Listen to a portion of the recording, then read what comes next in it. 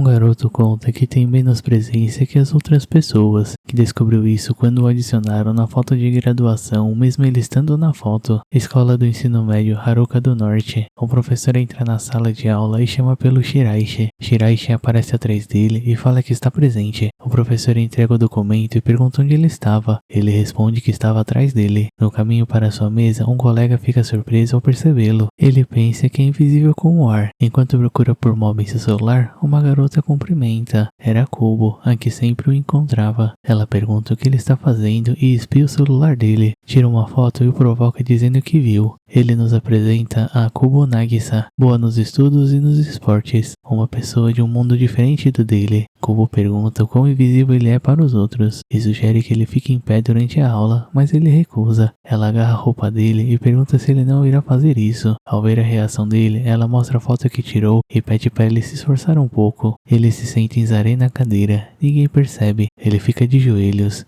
Ninguém percebe. Ele fica em pé na cadeira. Ninguém o percebe. Ele faz uma pose e o professor pede para ele se sentar. A classe inteira olha para ele. Busted.